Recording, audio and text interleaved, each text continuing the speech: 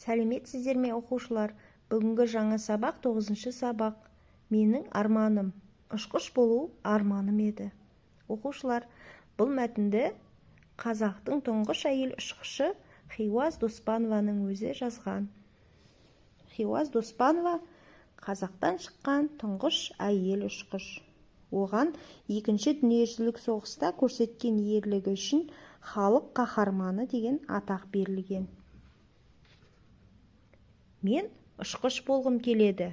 Әйел ұшқыштардың ерлігі туралы естідім. Ұшқыш бола алатыныма сенімдімін. Мен өз шешімімді ата-анама айтуым керек. Әке, ана, мен ұшқыш болғым келеді. Сенің алдыңда үлкен жол жатыр. Таңдаған мамандығыңа түс. Біз сені қолдаймыз, деді әкем. Ал анам болса, ұшқыш болам десең өзің біл, айналайын, деді. Үміттеріңізді ақтаймын. Сол күннен бастап менен асқан бақытты адам болған жоқ. Мен мектептегі және аэроклубтағы оқуды қатар алып жүрдім. Міне, мен бүгін бірінші рет парашютпен секіруге келдім. Нұсқаушы болса, батыл болыңдар, қорықпаған адам көкке ұша алады, деді. Ұшақ ең бірінші айналған кезде мен секіре алмадым.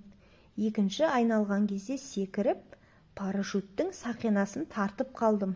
Парашюттің жәймен қалықтай бастағанын сездім, бірақ көрген жоқпын. Мен биік аспанда ертегідегі әткеншек үстінде отырған сияқты болдым. Ешқандай үрей де, қорқыныш та болған жоқ. Парашют баяу қалықтап келіп, жерге қонды.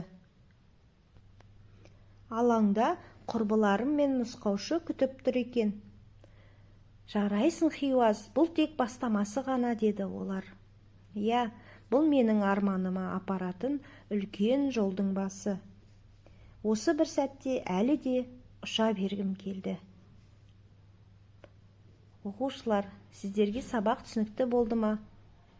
Олай болса, суретті әдебиет каналына тіркеліп, достарымызды шақырайық.